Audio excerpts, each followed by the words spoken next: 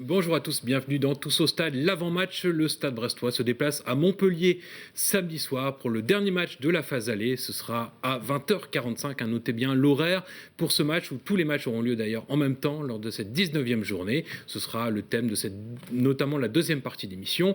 Mais tout de suite, je vous propose le sommaire en images. Avec pour commencer la qualification historique du Stade brestois en quart de finale de la Coupe de la Ligue. C'était ce mercredi soir contre Bordeaux. On interrogera aussi un ancien président du club, François Evinet, qui était de passage ces derniers jours dans le secteur. Et puis on parlera de l'adversaire du week-end. Ce sera donc Montpellier qui s'est incliné pour sa part mardi soir en Coupe de la Ligue.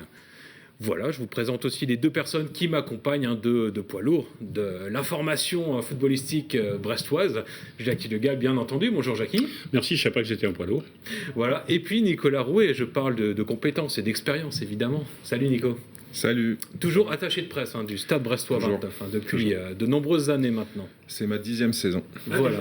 Ouais. Comme TBO, c'est les 10 ans. Exact. Voilà. Que le temps passe vite. Voilà. Et justement, on a plein de choses à évoquer dans cette émission. Actualité chargée, Jackie, en cette fin décembre, puisque avant les fêtes, alors il y a le championnat, il y a la Coupe de la Ligue, plein de choses à évoquer dans cette émission. Oui, et puis tout qui s'enchaîne, puisque ce mercredi, donc, c'était la Coupe de la Ligue contre Bordeaux, avant d'aller à Montpellier samedi.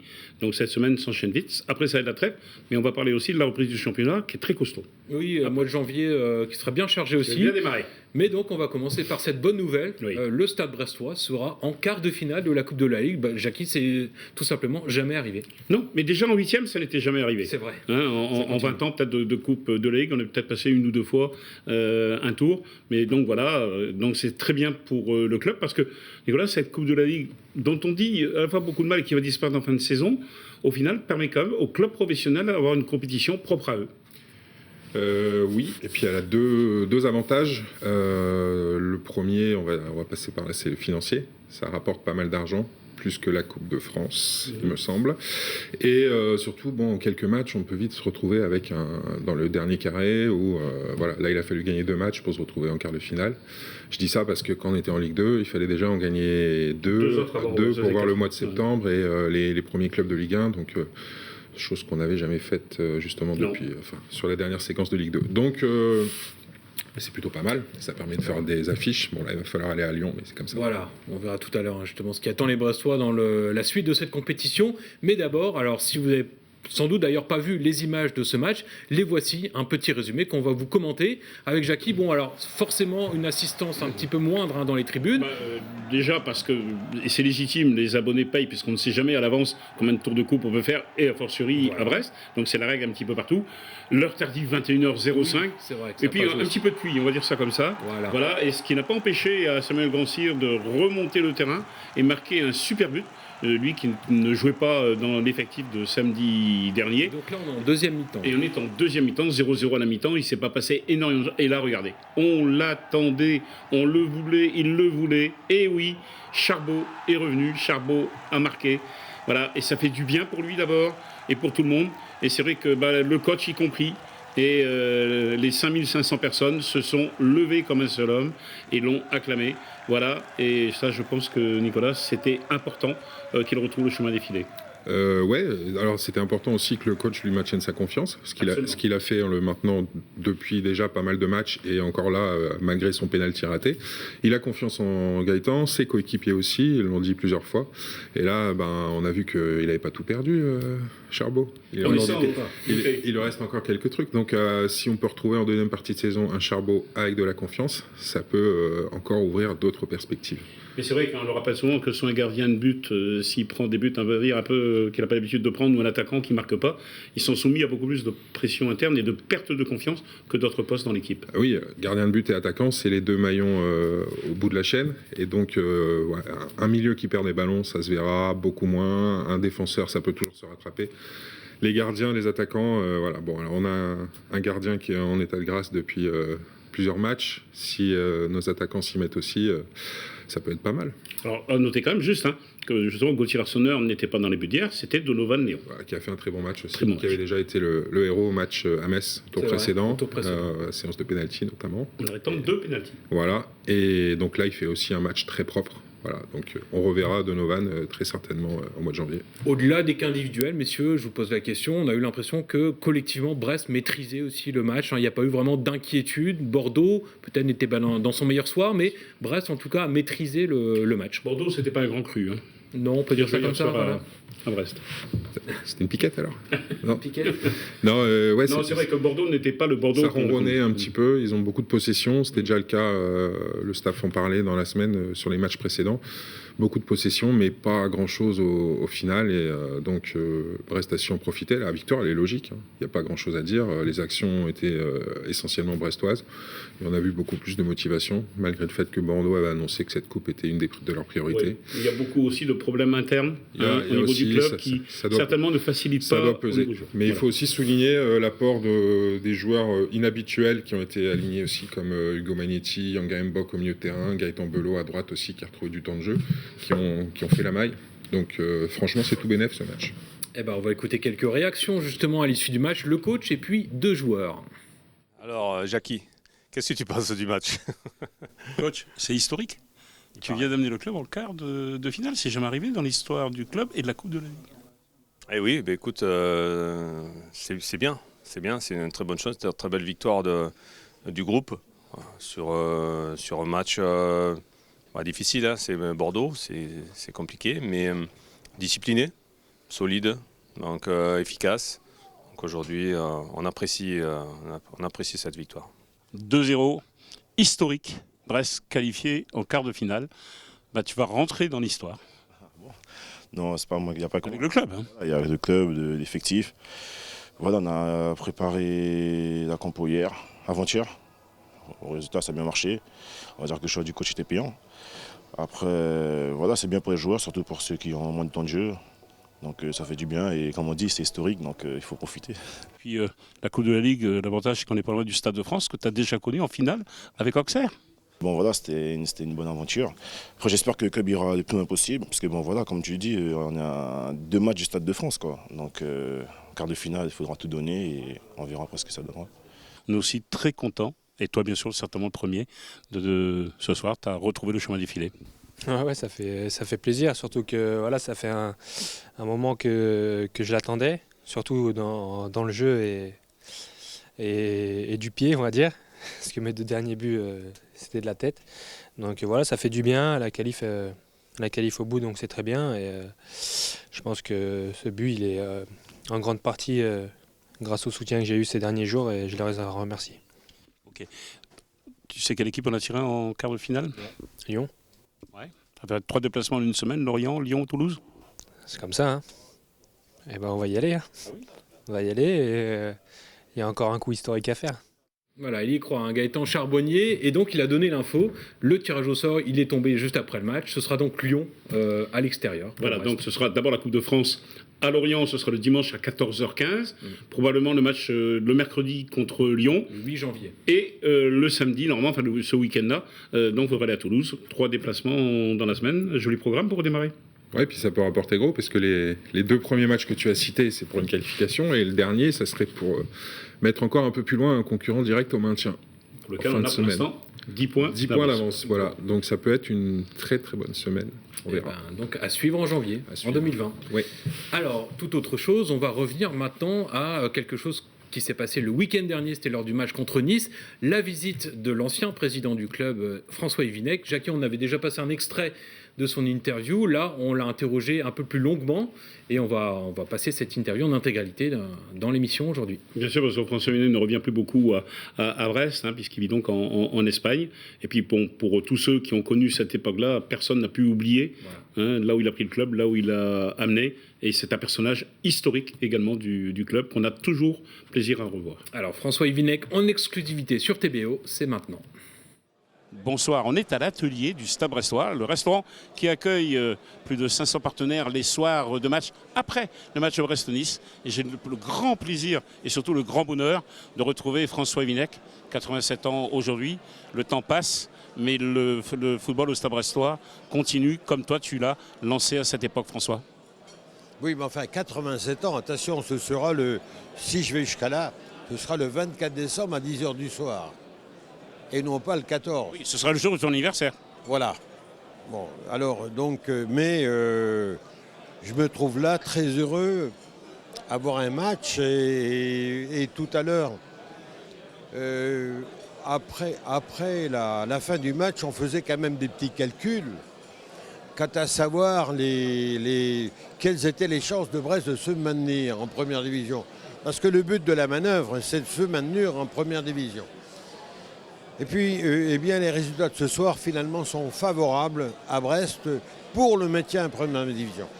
Donc, j'espère que la construction de ce club va pouvoir continuer et que très bientôt, on aura quelque chose de tonitruant à Brest. Ce sera le Tonnerre de Brest. Comme ça a été à l'époque des années de Ligue 1. Tout le monde se souvient quand tu étais à la présidence de ces belles années avec tous ces joueurs, les Ginola, les Lama, les Le Guen, les Martin, tous ces joueurs qui sont venus à Brest. Tu as pris ce club, il était au bord du gouffre et tu l'as mené en Ligue 1 en faisant trembler certains, comme l'Olympique de Marseille de Bernard Tapie à l'époque, qui n'a jamais été ton copain d'ailleurs. Non, il n'a jamais été mon copain en particulier puisque nous battions Marseille. Mais c'est vrai qu'à ce moment-là, on a fait une tentative de maintenir Brest en première division.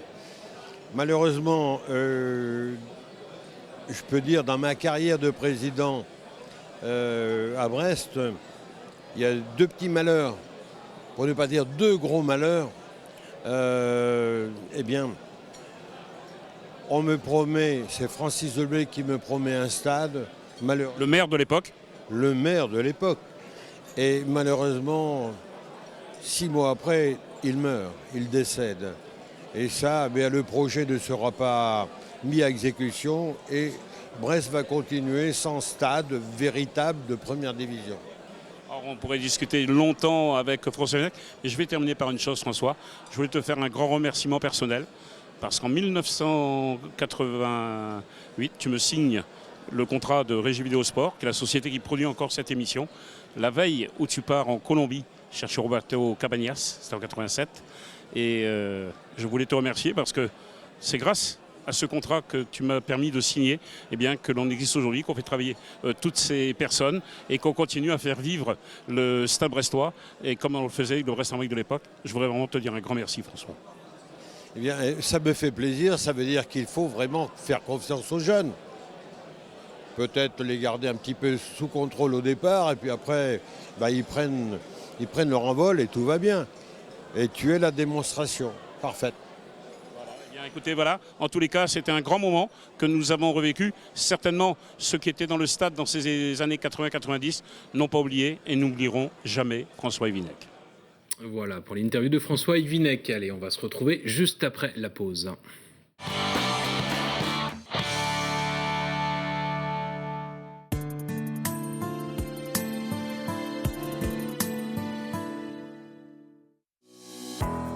Atlantique Distribution Automatique vous propose une large gamme de produits de grandes marques et de qualité avec une offre complète de distributeurs, de fontaines à eau et de machines à café.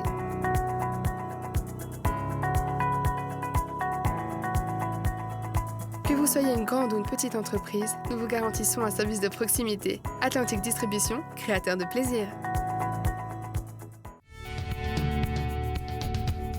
Vous cherchez un crédit immobilier? Avec moncourtiercrédit.com, c'est toujours 0 € de frais de courtage. Les meilleurs taux du marché? Une réponse sous 48 heures. Avec moncourtiercrédit.com, gagnez du temps et de l'argent. Zéro stress pour vos crédits, conso, auto, travaux. Contactez-nous dans une de nos 7 agences ou en ligne sur notre site.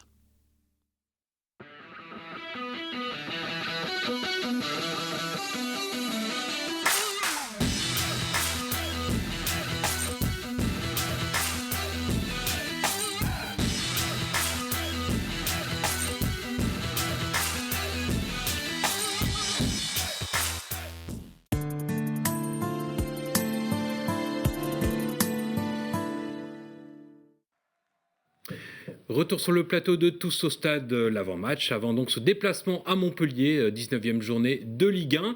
Avant de se plonger dans ce match, on va parler avec notre invité, Nicolas Rouet, attaché de presse du Stade Brestois 29, et bien justement de la présence médiatique en Ligue 1. On sait que forcément les regards sont plus tournés vers le Stade Brestois cette saison, même s'il y avait déjà du monde à suivre le club en Ligue 2. Qu'est-ce qui change peut-être quand on monte en Ligue 1 au niveau médiatique ? Alors, ce qui change au niveau local, régional, pas grand-chose. Non. On a toujours les mêmes médias, Télégramme, Ouest France, France Bleu, qui nous suivent au quotidien. Ce qui change beaucoup, c'est la presse nationale. On avait l'année dernière en Ligue 2, un article dans l'équipe peut-être tous les 2 mois, et encore, on faisait la tête toute la saison. Là, on a déjà 2 personnes de l'équipe qui sont détachées sur Brest. Alors, ils ne vivent pas à Brest, mais ils suivent Brest toute l'année. Ils viennent à tous les matchs aussi. Et puis, les télés aussi. Les télés qui aiment bien, parce que c'est un club qui a toujours quelques aspérités. Il y a la localisation déjà. Et puis, bon, Brest, ça parle à beaucoup de gens. Il y a une histoire. Il y a des anciens noms. On a parlé avec François Yvinec, donc ça parle forcément aux gens. C'est pas un club fade, on va dire. Et puis, on a quelques têtes d'affiche qui passent bien, comme Gauthier, par exemple, qui est un petit peu le chouchou des médias en cette première partie de saison, non seulement de par ses performances, mais aussi parce qu'il est frais, il apporte quelque chose de nouveau. Les gens ne le connaissaient pas vraiment avant, et lui, il joue le jeu. Donc voilà, nous, on surfe là-dessus. Notre intérêt, c'est d'ouvrir le club dans la mesure du possible, enfin, en restant sérieux quand même. Le but, c'est pas d'aller une caméra au milieu du terrain non plus, mais avec le coach, l'accord est fait qu'il faut ouvrir, il faut laisser la place aux médias pour qu'ils parlent de nous. Alors justement, on va voir en même temps quelques images, ce petit panneau qui résume les médias principaux qui suivent le Stade Brestois tout au long de la saison. Alors on n'a pas mis TBO, mais on y est évidemment aussi. Jackie, nous, ce qu'on entend parmi nos collègues, c'est que justement, cette équipe de Brest, à la fois, comme disait Nicolas, elle a une identité, mais aussi il y a du beau jeu, il y a vraiment des choses positives qui sont dites depuis le début de saison. Oui, mais ce que disent aussi les rédactions de Canal+ et de Bein, Brest est un club effectivement historique, qui a des supporters, qui à l'image de Saint-Etienne et de Lens a une identité par rapport à d'autres clubs. Je prends un club dont on n'entend quasiment jamais parler, c'est Toulouse, alors qu'il est depuis des lustres en Ligue 1 et que à partir descente en Ligue 2. Donc voilà, donc il y a toujours... On peut en citer encore d'autres, on peut en citer d'autres, mais voilà, non. On a une image de club sympa en plus. Voilà, c'est plutôt pas sympa dans le sens trop gentil, mais voilà, quand les gens viennent, ils sont bien accueillis. Ça, ils le disent. On joue le jeu des médias, les joueurs ont pris le pli aussi, donc, et le coach est un très très bon client. Voilà. Et fait le job, il a compris que ça faisait partie de son métier, la communication, donc ça se passe très bien. C'est comme ça qu'un club qui n'a pas forcément les grands moyens du Paris Saint-Germain peut exister en Ligue 1. Ça fait partie des... on prend la place que les gros, entre guillemets, veulent pas prendre, parce qu'on voit maintenant, il y a beaucoup de clubs fermés, comme Paris, Marseille, même on a vu Bordeaux hier, dans les coulisses, au niveau médias, c'est pas simple, on a l'impression qu'ils sont champions d'Europe par moment, et donc nous on s'engouffre là-dedans parce que toute la place qu'ils nous laissent, il faut qu'on la prenne et il faut qu'on l'utilise. Voilà, les joueurs font leur boulot sur le terrain, mais il y a aussi l'image à travailler, et l'image du club, ça passe par les médias. Donc, voilà. Bon, pourvu que ça dure. Complètement. Bon, allez, on va revenir à la situation sportive. Du coup, avant la prochaine journée, on va regarder ensemble, comme d'habitude, les tableaux. Justement, on voit les équipes de tête, avec le Paris Saint-Germain largement en tête, Jackie. Oui, largement en tête.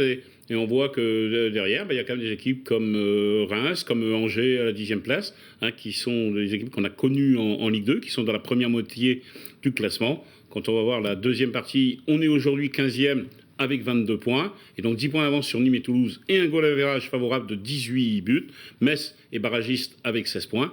Donc voilà, si on peut effectivement garder ce classement à la fin de cette trêve qui va arriver, c'est-à-dire avec le prochain match où on va donc se déplacer à Montpellier, Dijon qui va recevoir Metz, Nîmes qui est pas très bien, qui va aller à Marseille, Toulouse qui va aller à Nice, qu'on a rencontré la semaine précédente. On va bien sûr suivre d'un œil un peu plus attentif ces matchs-là. Nicolas, un petit commentaire sur cette Ligue 1, alors où une hiérarchie commence à se dessiner, hormis le Paris Saint-Germain évidemment qui est en tête. Est-ce que ça te surprend de voir certaines équipes peut-être moins bien que prévu, Lyon, voilà, des gros clubs Monaco? On a davantage été surpris en début de saison parce que les gros ont mis un peu de temps à se mettre en route. Mais il y en a toujours un qui est à la traîne, là. Un, voire deux même, Lyon. Lyon est très en retard par rapport à ses temps de passage habituels. Et même Monaco. On ne sait pas trop avec Monaco. Il y a du talent dans l'équipe, mais on ne sait pas trop quelle est leur politique. Est-ce que Jardim arrive vraiment avec son groupe Ils sont capables de faire des choses incroyables et puis en même temps de passer à côté de matchs. Voilà, donc, et le mystère de Lyon. Sinon, les autres, ils y sont. Avec peut-être... avec peut-être Lille, qui n'aura plus la Ligue des Champions et qui a l'air d'être lancé maintenant, qui pourrait être peut-être le concurrent le plus sérieux de Paris, donc il sera entre 15 et 20 points à la fin de saison seulement. Voilà. Bon. Donc, une question au supporter parisien que tu es, d'ailleurs c'est très respectable. En Champions League, le PSG cette année, là, tu les vois où? Au mois de mai, en finale. Au mois de mai. D'accord. Voilà. Bon, on prend les paris à ce moment-là. Bien sûr, j'espère bien. Bon, non, mais ça va être comme d'habitude, ça va être encore la peur bleue en 8e de finale, et puis on verra bien. Enfin, Paris-Dortmund en 8e de finale, c'est tombé aussi cette semaine. Paris-Dortmund en 8e de finale. C'est ça, tout à fait. Ça sera de belles oppositions entre deux équipes qui jouent. Bon, voilà, ça pourrait être pas mal. On verra ça en 2020. Pour l'instant, on revient donc au prochain adversaire. Ce sera Montpellier. Alors, une équipe de Montpellier qui jouait également en Coupe de la Ligue cette semaine. On va voir ici les images de leur match à Reims. Déjà pour montrer qu'il n'y a pas qu'à Brest qui pleut. Il y avait un temps pourri. Et un stade où il n'y a pas beaucoup de monde. Mais bon. Et voilà, une pelouse en plus en mauvais état. Et c'est donc Reims qui l'a emporté, un petit but, marqué sur penalty en deuxième mi-temps par Mathieu Cafaro. On voit ici le penalty concédé par Mendes, le défenseur montpelliérain. Et donc Montpellier qui passe à la trappe, au grand désarroi de l'entraîneur Michel Derzakarian, qui n'était pas très content à la sortie du match. Mais l'information, c'est aussi que Montpellier avait un jour de plus de récupération, puisqu'ils ont joué mardi. Oui, donc par rapport à nous qui en ont joué samedi, effectivement, ça peut avoir son importance. Bon, même si effectivement, il y a des joueurs qui ont tourné hier dans l'équipe de Brest, mais bon, ça peut avoir à un moment donné son importance. Alors cette équipe de Montpellier qu'on attendait peut-être aussi en première partie du classement est pour l'instant à la peine. Alors c'est ce qu'on va découvrir dans la rubrique habituelle préparée par Pierre-Yves Cavarec. Voici venir la dernière journée avant la trêve hivernale qui verra le Stade brestois se déplacer à Montpellier. Une équipe héroltaise en petite forme en ce mois de décembre puisqu'elle vient de perdre 2 fois de suite, d'abord à domicile contre le Paris Saint-Germain, puis le week-end dernier à Lille. Du coup, au classement, les hommes de Michel Derzakarian ont rebasculé dans la deuxième moitié bien loin des places européennes. Mais sur leur pelouse fétiche de la Mosson, les Montpelliérains restent très performants avec 6 succès en 9 matchs cette saison. Ils le doivent en grande partie à leur duo d'attaque composé de l'ancien brestois Gaëtan Laborde et de l'inévitable Andy Delors. Dans les cages, le gardien argentin Geronimo Rulli, recrue phare de l'été, est lui aussi un atout précieux pour le club de la Paillade, lequel est désormais dirigé par Laurent Nicolin, le fils de l'emblématique Loulou, qui avait connu le bonheur suprême d'un titre de champion de France en 2012. Le top 5 semble accessible à condition de battre Brest samedi, comme ce fut le cas lors de leur dernière confrontation en date en mai 2013. Les Tisef, de leur côté, ont sûrement envie d'une petite revanche, histoire de passer les fêtes au chaud. Joli duel en perspective. Voilà, un gros match qui attend forcément les Brestois lors de ce dernier match de la phase aller. Un petit mot sur le groupe peut-être, Nicolas. On attend de voir s'il y a des suspendus ou des blessés. Désolé pour l'écharpe. On voit ton écharpe rouge, on va en parler juste après.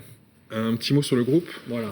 C'est un peu. A priori, il y a un léger doute avec Irvine Cardona qui s'est fait mal à la cheville au match contre Nice samedi dernier, qui était absent hier, et Mathias Autrette qui avait mal au pied aussi. Mais c'est encore loin, il peut se passer encore des choses. Voilà. Donc il n'y a pas de forfait certain. Ça, c'est déjà une bonne nouvelle. Ça, c'est déjà une bonne nouvelle. Parce qu'on voit beaucoup de blessures dans d'autres clubs. Alors, on va donc aussi parler maintenant des animations de Noël et puis de ce qu'on peut trouver à la boutique, par exemple, du Stade brestois.